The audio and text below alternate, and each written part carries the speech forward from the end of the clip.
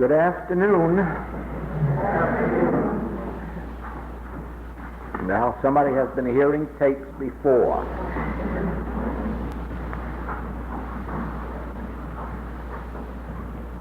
It's a wonderful experience to greet so many of you here. And more especially since it is my first visit to Grand Rapids since many centuries ago.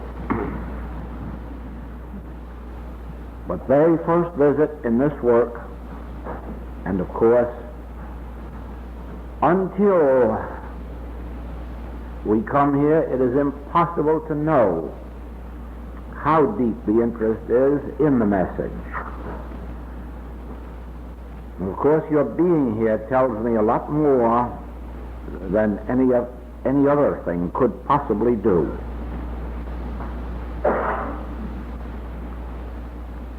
It is an interesting experience traveling this world and watching the unfoldment of the infinite way.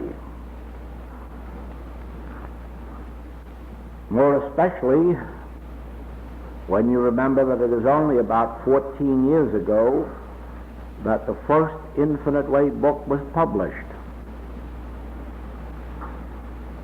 And since then, probably 25 have been written and published, not only in the United States, but there are British editions, Dutch, German. This year, we're starting on the Japanese, with the first Japanese translation of The Art of Meditation. To watch how this message has spread without any organization, without any advertising, without any promotion, without any human footsteps. In all of these years, I have not gone to a city where I haven't been invited, meaning that there were students there before I arrived. And so, watching this unfoldment, it is a pleasure because it is so evident that this could only take place because of the fruitage of the message itself. And this, too, is an unusual experience because the principles of the infinite way are not simple to understand. They are far simpler to demonstrate than they are to grasp, to understand. In other words, it is possible to experience a great deal of harmony through this message without an understanding of why or how. The reason is that the power is in the principle, and the principle does the work. If I can explain that to you in this way, a principle must be revealed or must reveal itself from the inner plane, from inner consciousness, where it exists in its original form. You will understand that readily if you will think about wireless telegraphy or the radio or television or the automobile, airplane, and then remember that the principles of these always existed.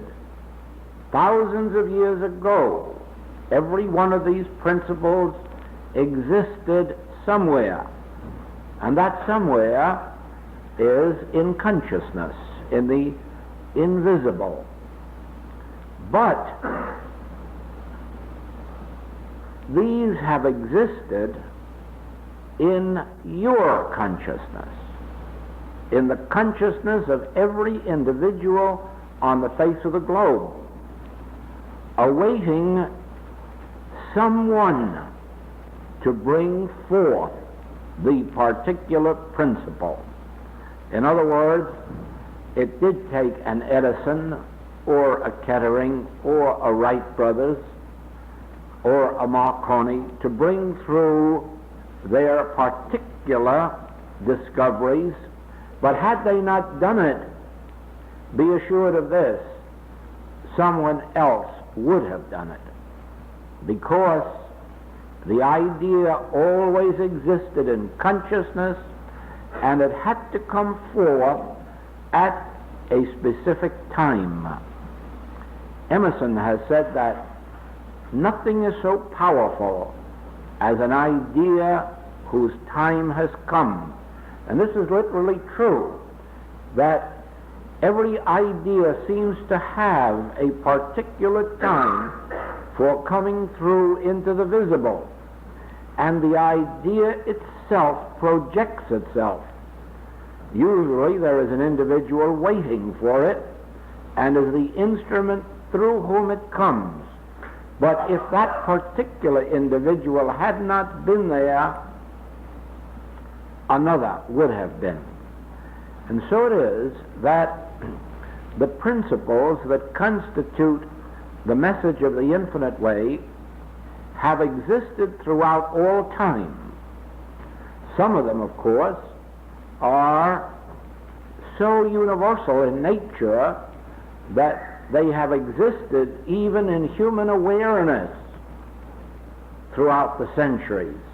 In other words, they have been discovered, they have been practiced and taught, and then lost. And then another generation has come along, and someone has brought them through into visible expression, and again they were taught and practiced, and then lost again. And this has happened several times. The question always comes up, is it not possible that they will be lost again? And the answer is yes. There is always that possibility that anything that comes to light in human consciousness may be lost. There were great discoveries back in the days, 2,000 or 3,000 years BC, that are responsible for such engineering marvels as the pyramids, as some of the great temples that exist in many parts of the world, and no one to this day has been able to rediscover the principles that made it possible for them to be built. And so it is that any discovery can come to light and be lost. There is less likelihood now that these will be lost, because we have greater facilities for perpetuating them. In other words, we not only have printing presses that run off copies of these principles into the tens of thousands and hundreds of thousands, and we have all of these marvelous mechanics of today, tape recorders and records. And so there are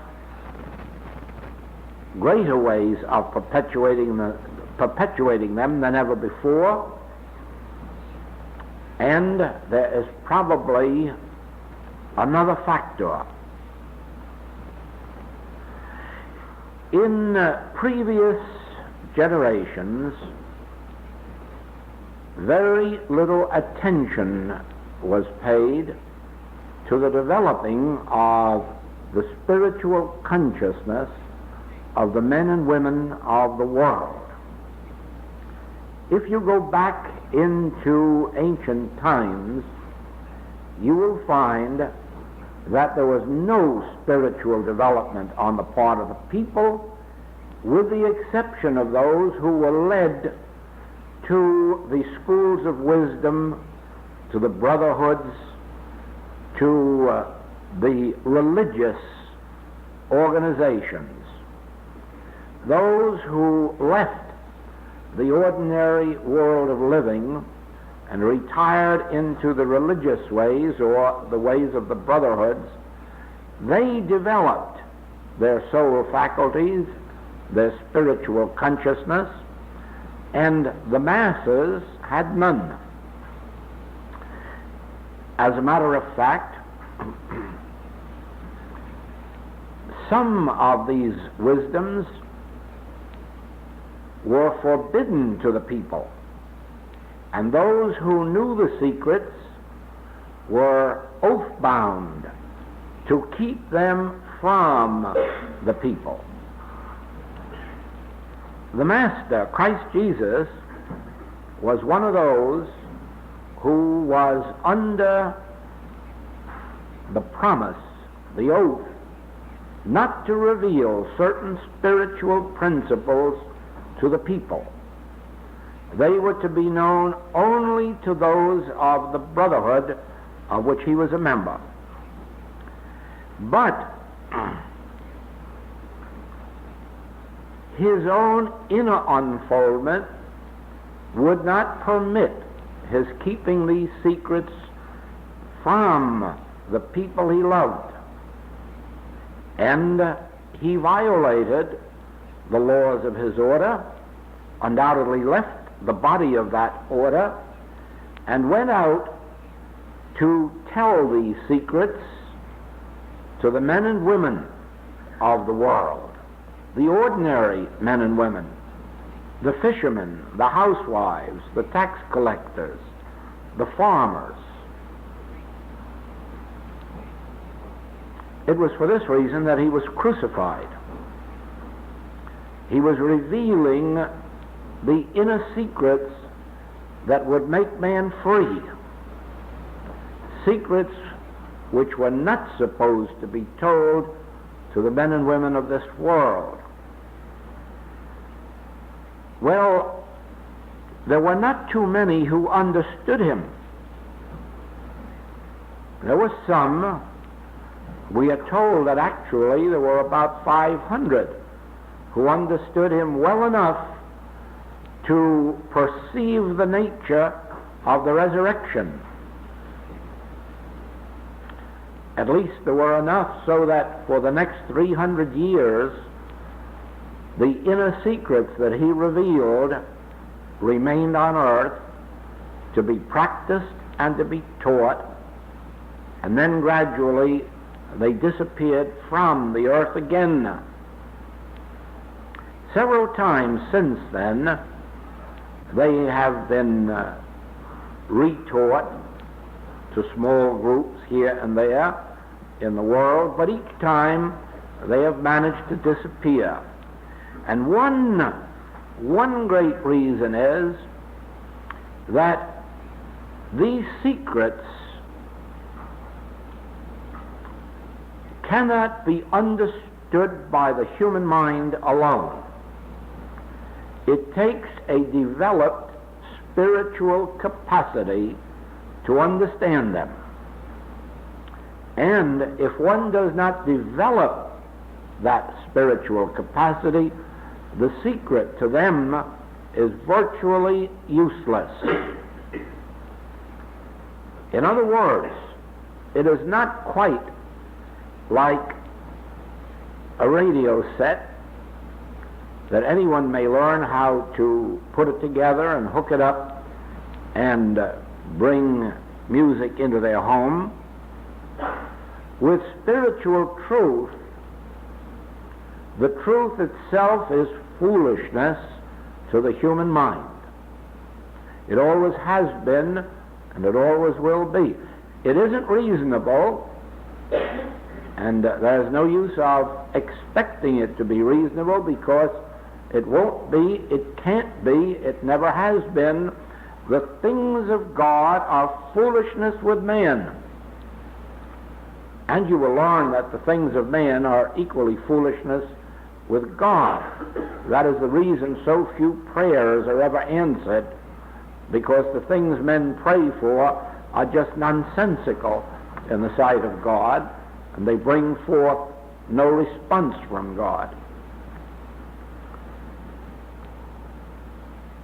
So it is then that regardless of how many books may be in circulation that reveal truth, even books that may reveal all of the known truth, this is no sign that truth will be perpetuated.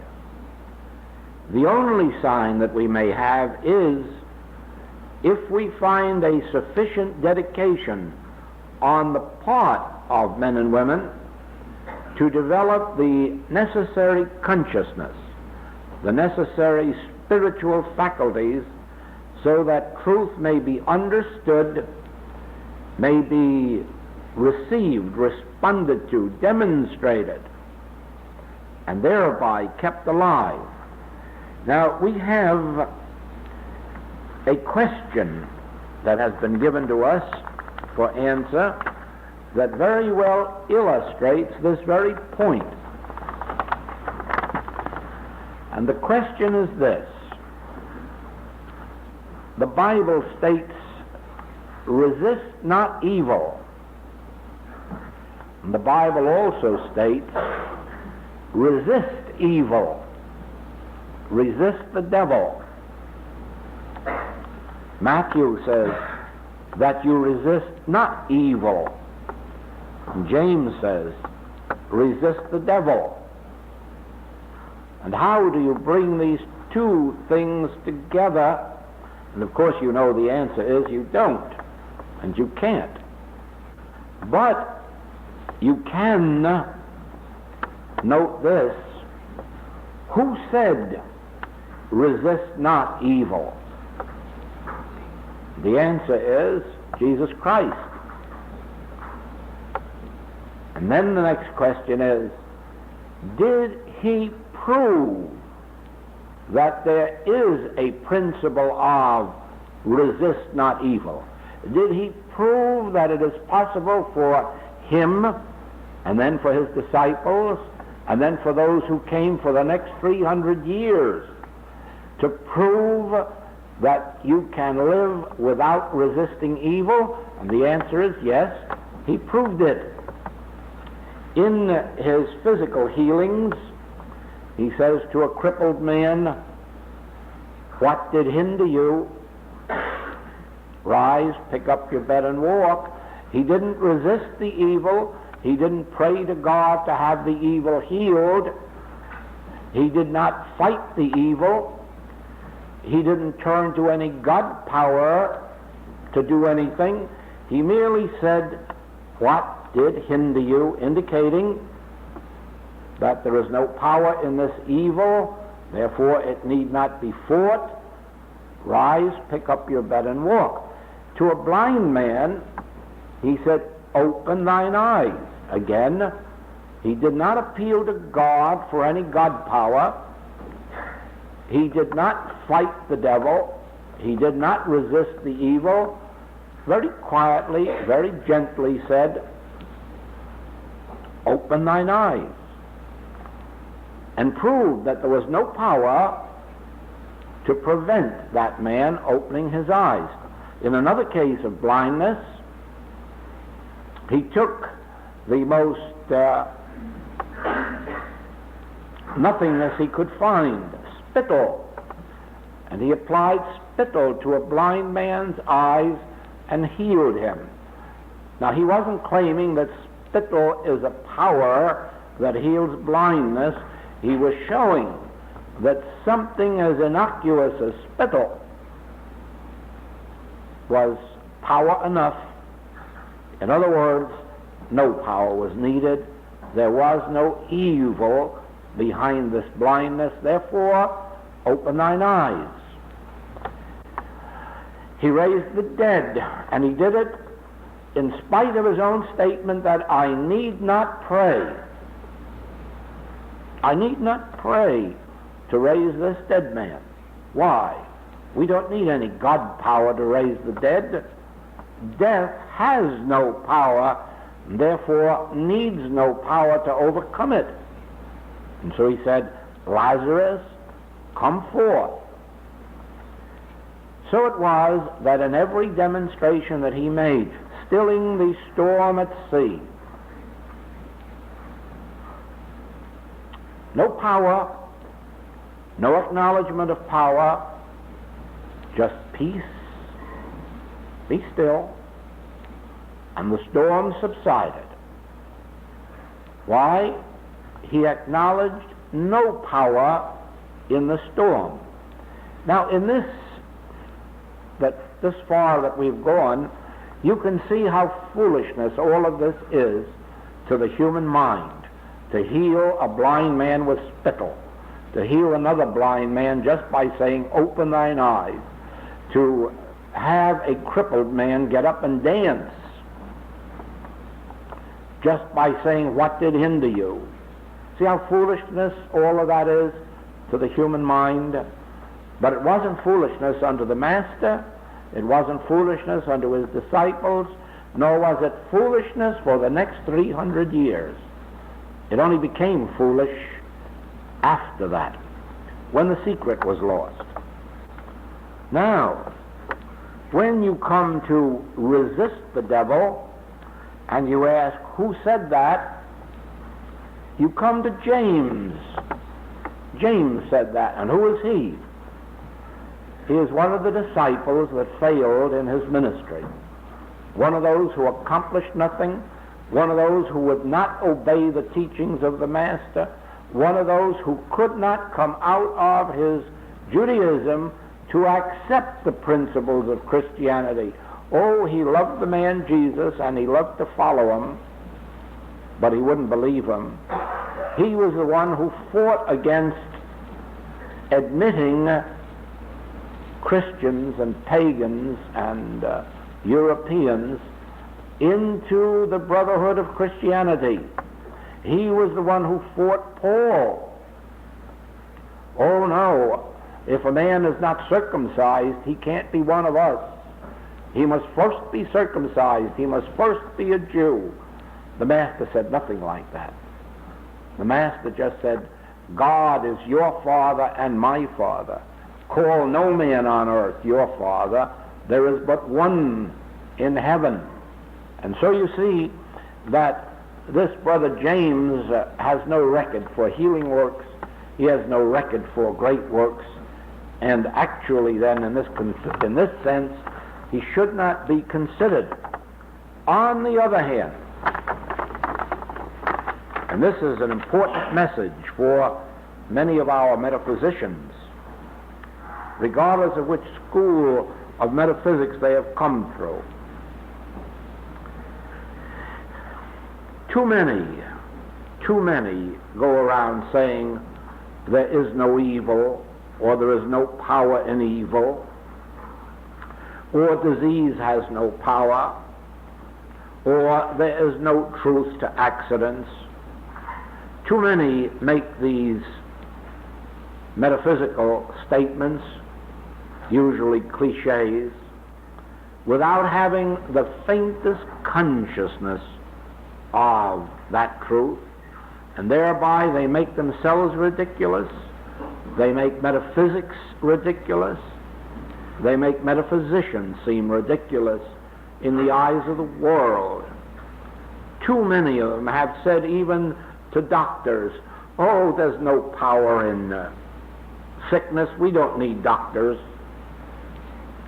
Too many have taken stands in truth that they couldn't possibly demonstrate. To begin with, if they could demonstrate it, they wouldn't be so free with making those statements. Those who really understand, those who have attained the consciousness that evil is not a power, never voice it except when they are teaching or when they are treating. They would never think of making a statement of spiritual truth to a person who has no training or background in spiritual truth. It would be as ridiculous as for Albert Einstein to waste his time with me talking about relativity when I have no background for understanding the meaning. And so it is. The secret of spiritual living and spiritual demonstration is that there is but one power. Now mark this well. Since God is infinite and God is omnipotence, there can be no other power than God. Now it makes no difference what concept of God you have, because one thing you can be certain of, regardless of what your concept of God is, it isn't true and it isn't right and it isn't correct. It really represents only your concept and probably has no relationship at all to what God really is. But the point is this: whatever God is omnipotence, the all and the only power, or you have no God. You can't have a God divided against itself. You can't have a God made up of both good and evil. You can't have a God with limited power, because that takes it right out of the realm of God. The word God itself, or deity, has to mean that which is infinite, eternal, omnipresent, omnipotent. It has to mean that, or it isn't God. Therefore, when you come to what is truth, what is reality, the answer is omnipotence, omnipresence, omniscience, all wisdom, all or the only presence, and all power. Ah, yes, this is the spiritual truth. But this is not the truth of this world. This world, that which the Master said his kingdom was not of, this world, which the Master said he finally overcame, this world is made up of two powers. And some of our metaphysical friends who haven't gone far enough should learn this, that there are two powers in the human world, and these powers are both good and evil, and they are made up of material laws and forces and substances, and mental laws and forces and substance. And as long as you are living on the human plane of life, you are dealing with the two powers, good and evil, and in both material and mental forms. If anyone thinks otherwise, they'd better watch their own lives to see to what extent material laws and forces or mental laws and forces govern their lives. Now, these material and mental laws and forces and powers constitute what the Master called this world.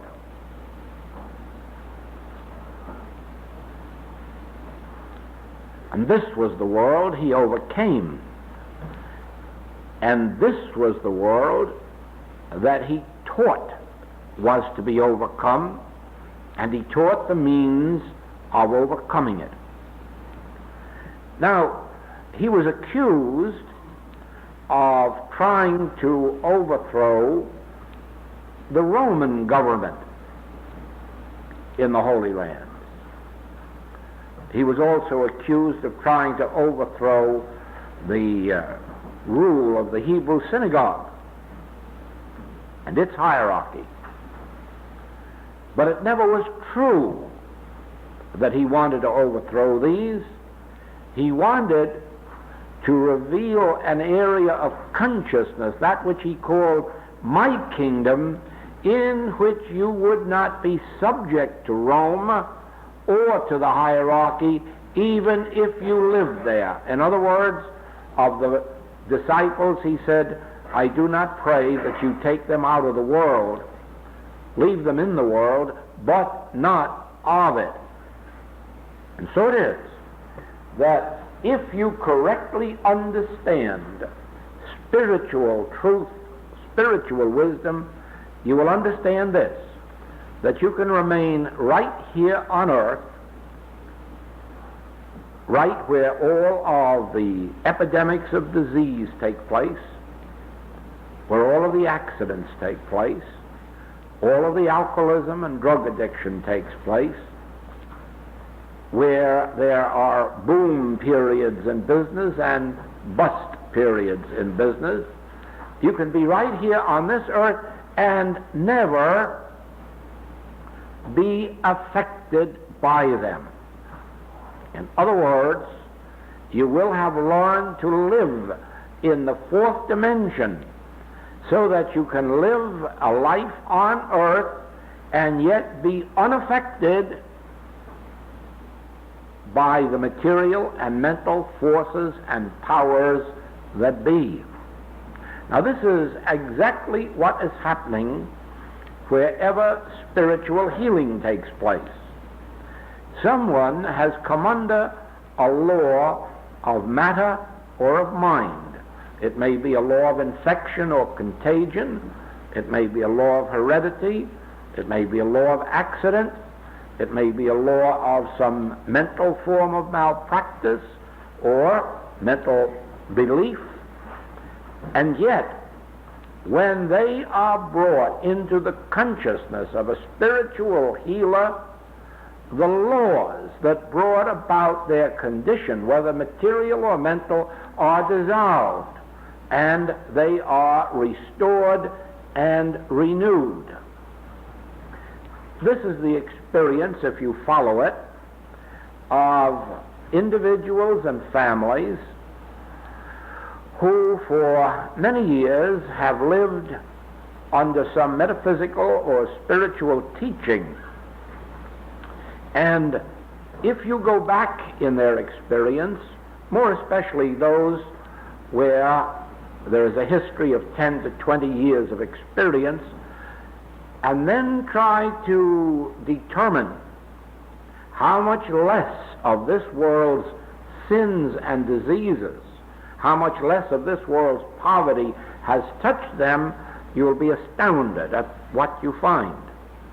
You will be so astounded that you will wonder why all of the world has not brought itself into a metaphysical or spiritual atmosphere of life.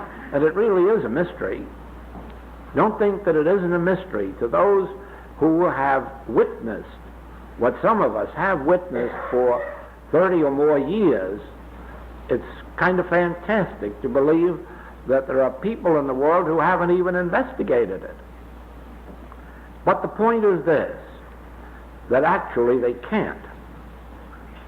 No one can successfully follow a metaphysical or spiritual teaching until in some measure they have been prepared for it. In other words, the average human being whose problems are not beyond human help have very little inclination to make the necessary devotion, consecration, sacrifice that is sometimes necessary to attain spiritual consciousness. Usually it is when our problems have reached such a degree that either, if it is disease, the doctor has said there is no hope, or even if he hasn't said it, the experience is proving that there is very little, or some other problem has come up of economics or family that becomes unendurable. And all of a sudden we find ourselves getting the notion, I've got to be healed even if it's through God. Yes, I can even take God if it's necessary.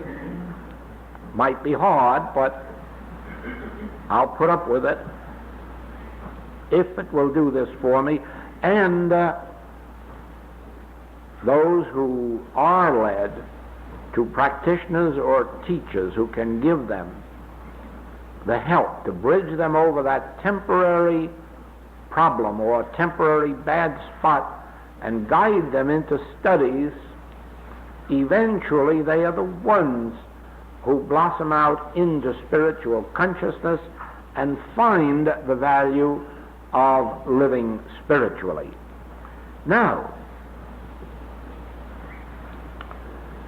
the easy thing in turning to a spiritual way of life is to learn the statements of truth and to repeat them. The difficult thing is to attain the actual consciousness necessary to the demonstration. So many times students write the same way or say the same thing. Well, I know all of these truths, but still nothing happens. Yes, many do know these truths, and it is true that nothing happens, because there is far more to spiritual living and demonstration than knowing the words. To begin with, it is actually necessary that we devote a period of time, thought, energy to a spiritual study. It is necessary that we practice certain principles as they apply to situations in our experience. And the great point is that gradually we have to learn to yield ourselves to the will of God instead of trying to mold God to our will. You see, for many centuries, since 300 AD, prayer has mostly taken the form of trying to get God to do our will. Oh God, I need my rent on Saturday, and of course if you can have it there by Friday, I would prefer it. God, I want to be healed of this pain, or God, I want to get rid of this disease, or God, please save my neighbor, or God, please save my mother, or God. It is always an expectation that God is some kind of an exalted servant, but nevertheless a servant who is supposed to do our will. And if we decide that we want this little child down the street healed, then we expect God to do that for us. What the child may be doing, or the parents of the child, or the family of the child that may be interfering with God's plan, doesn't enter into our calculations. Just it is our will that this poor little sufferer be healed. And you'll notice how seldom God pays attention to our will or our wish. In the same way,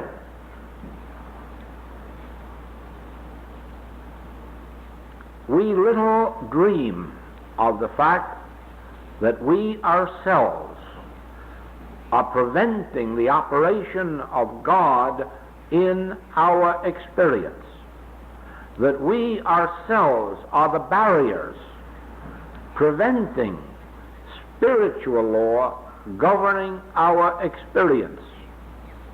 And it is only as we commence to realize that the function of God is not to glorify a human being. The function of God is not to set up a human race according to its own image and likeness, but rather the function of God is to operate in the kingdom of God, and the function of man, the human, is to bring himself back into that kingdom of God. Remember that the only human race there is a race of people who have separated themselves from the kingdom of God. Paul reveals this very clearly when he tells us that we are creatures who are not under the law of God, and neither indeed can be. That's why our prayers are not heard. We are not children of God. We are not creations of God.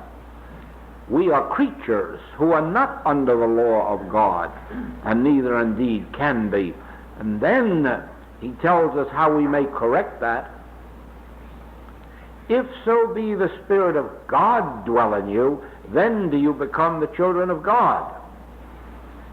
And the Master made it a little more specific.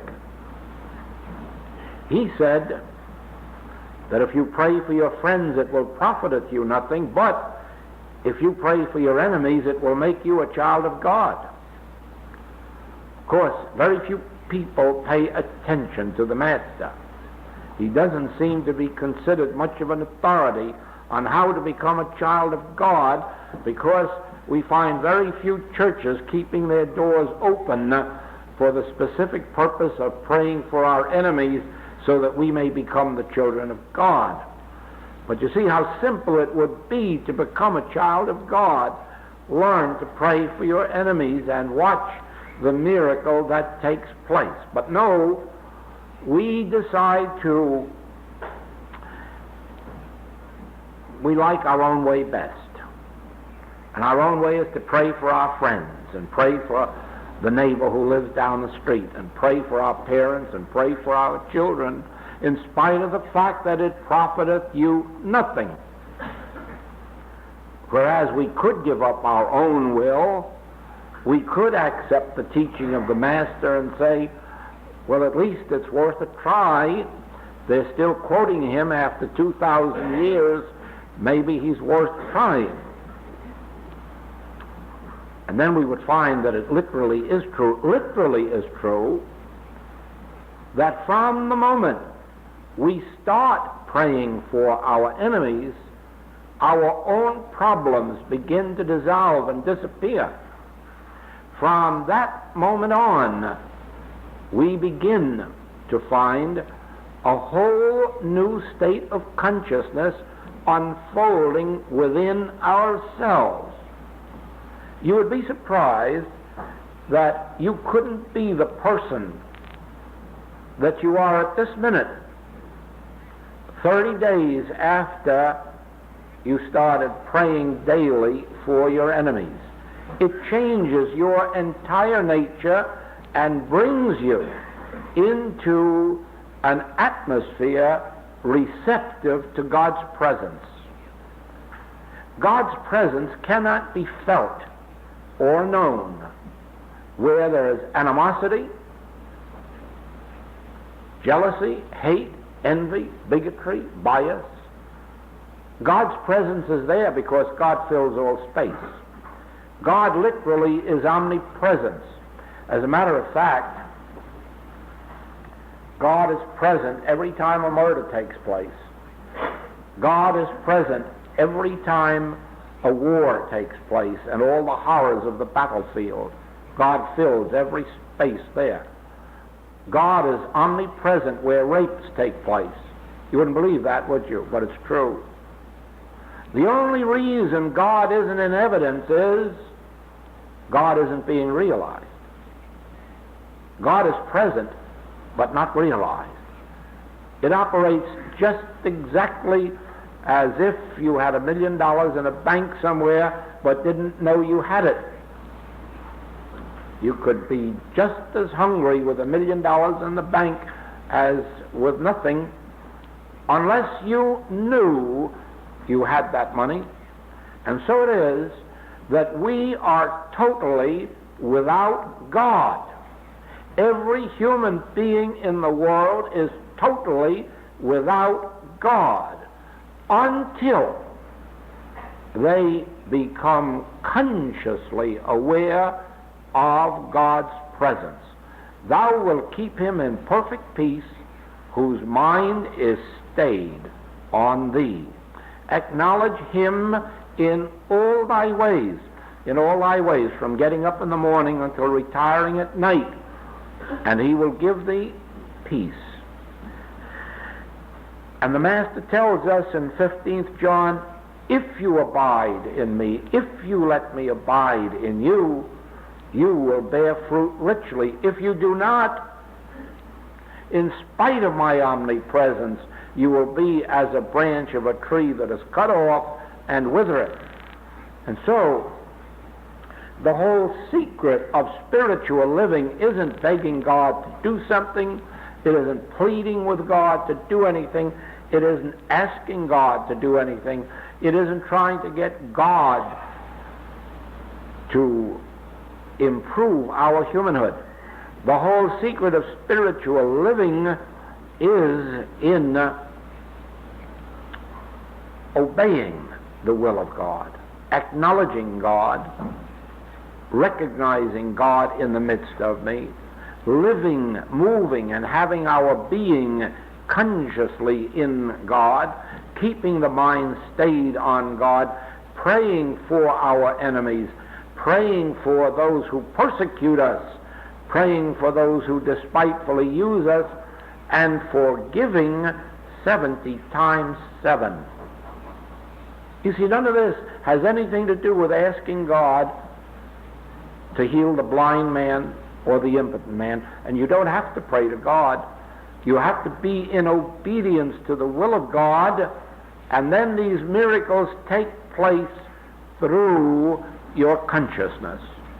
Be assured of this: no practitioner of spiritual work and no teacher of spiritual work could be very successful in their work if they were living humanly, if they are still holding to human values, holding to unforgiveness, lack of understanding, if they were praying merely for their own or for those of their own spiritual household. This is so evident also in the Master's statement, love thy neighbor as thyself. And too often students interpret this to mean to love those of their own spiritual or religious persuasion. And therefore, they may tithe their income, and they may tithe it with their particular church. They may even tithe it with their particular philanthropy. But they forget all about their neighbors,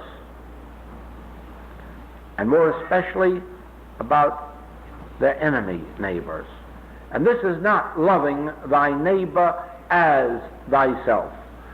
And there too a miracle takes place in the experience of an individual when they first of all decide to set aside of the first fruits that come from God, not what's left over at the end of the month, but a certain specific amount of the first fruits, and then begin to divide it, not only with those who please them, not only with those with whom they agree,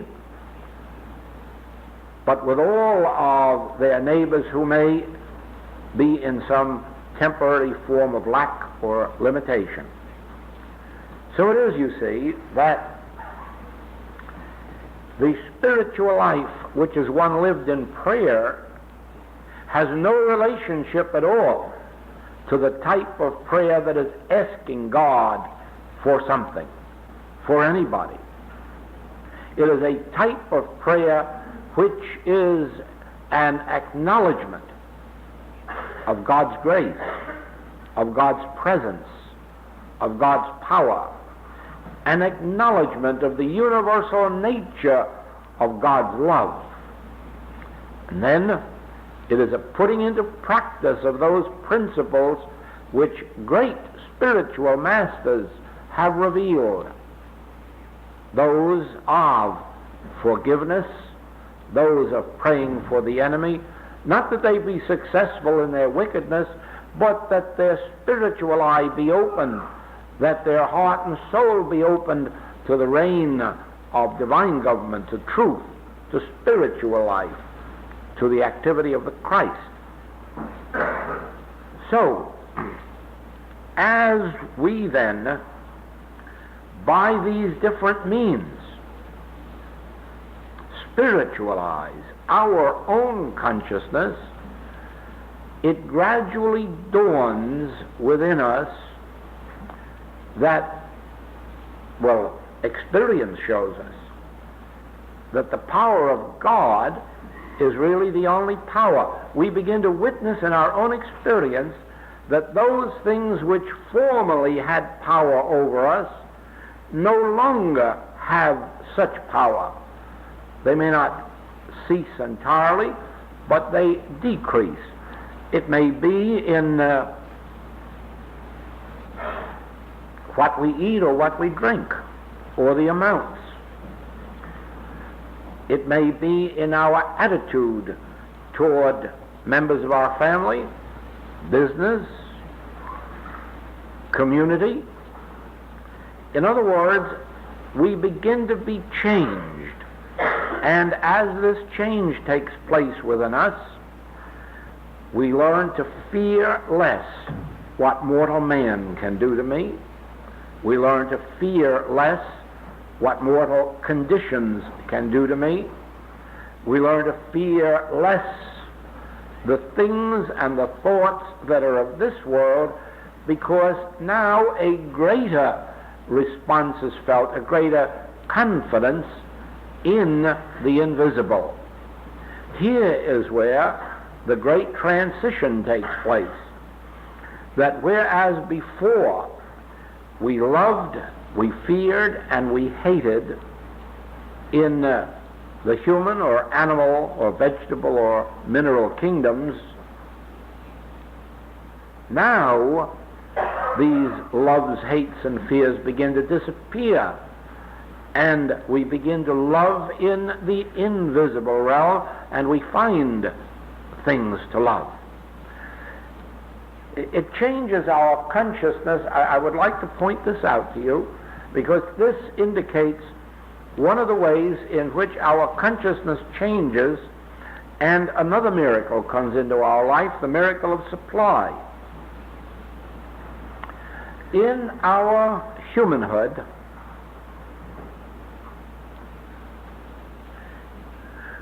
we look out, let us say, on the fruit trees, and we see the fruit there, and we rejoice in the abundance, in the presence of that which appears to be supply. In the same way, we are apt to look at our pocketbooks, our bank accounts when they are filled or nearly so, and rejoice also, taking it as evidence that here too is abundance. It is visible, it is tangible, and we see it so. We are apt to look out at the beautiful scenery in the spring and in the summer, in some places in the autumn, and here too we revel in this beauty because it is visible and tangible, and so it is that our lives are lived primarily in the external, and we value that which is visible, that which is tangible, and in the absence of it, we begin to be sad, and in some cases, we begin to fear. Now, when you look at your fruit trees or your flower garden in the winter, you don't fear, because your experience has taught you that as soon as spring comes around again, there will be visible evidences of supply, and when summer comes, it will be tangible. And so this sight of barrenness in the winter does not faze you, does not disturb you. You look upon it as normal and natural, knowing, remember, that behind that barrenness there is a law operating, a law of nature, and that in due time the abundance will appear again. Now, through your spiritual studies and practice, you begin to perceive that this is a law of God, and that it is applicable not only to your gardens, your orchards. This is true to every phase of life.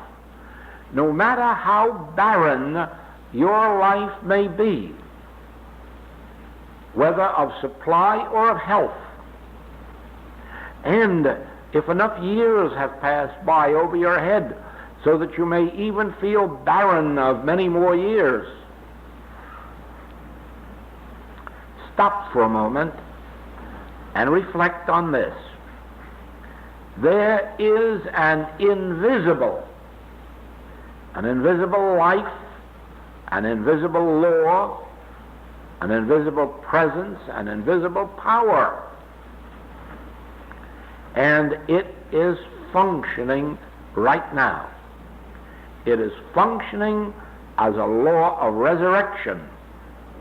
It is functioning as a law of nature. It is functioning as a law of restoration.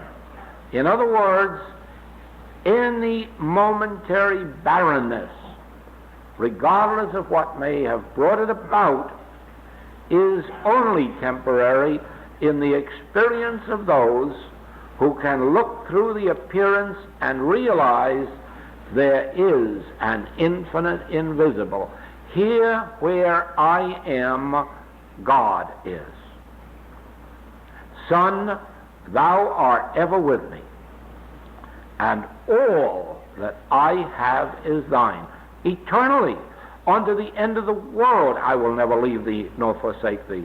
Unto the end of the world, I will be with you. I, this invisible presence, this invisible power, this transcendental being we call God, which is closer to you than breathing, nearer than hands and feet, this will never leave you nor forsake you, and in its due season it will appear as fruitage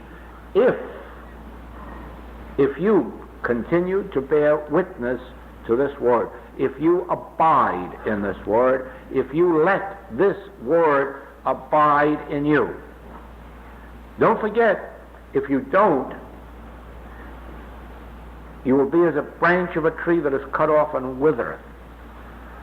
There is no lack of help or supply. There is a lack of our acknowledgement of the presence of the infinite invisible. There is a lack of continuity in our realization that there are 4 dimensions of life, not 3. And the 4th dimension is the real one, because, as Paul rightly said, everything that's visible is produced by that which is invisible. There is nothing in this visible universe that did not have its origin in the invisible.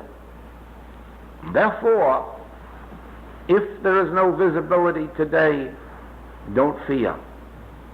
There is an invisibility producing, creating, unfolding, and it will come into our line of vision as we abide in the secret place of the Most High. In other words, as we abide in this consciousness of omnipresence and omnipotence. If, however, you yield to temptation and believe that there is a power that can separate you from your good, then you suffer from your belief. You never suffer from God or the absence of God. You suffer from your own belief that God is absent, or that for some reason God's grace is withheld from you. And of course, the greatest sin in all the world is the belief that many people have that God is punishing them for their sins, and therefore they have this disease, this lack, this limitation, this unhappy experience, when God is entirely innocent. God never has been responsible for the ill of any human being who ever existed on the face of the globe. And as a proof of this, the Master revealed to us that he was doing the will of God in healing the sick, in raising the dead, in forgiving the sinners. In other words, in revealing to us that God has nothing to do with our lacks or limitations, our sins or our diseases. In fact, it is God's good pleasure to give you the kingdom. And God has said to the woman taken in adultery, neither do I condemn thee. And to the thief on the cross, neither do I condemn thee. I will take thee into paradise this very night. And so you see that the human mind is looking for ways and means of throwing God out of their lives, and looking for excuses why God isn't in their lives, when actually there is only one reason for our discords. And that reason is that we are not living in a continuous consciousness of the presence of an invisible omnipotence, closer to us than breathing, so close to us that if we go to heaven it will be there, and if we go to hell it will be there, and if we walk through the valley of the shadow of death it will be there. In other words, God is inseparable and indivisible from our being, and it requires only our continued acknowledgement of this for days, weeks, months, in spite of contrary appearances, until it becomes visible. And now we're going to have a brief period of rest, relaxing, until we return again for an hour.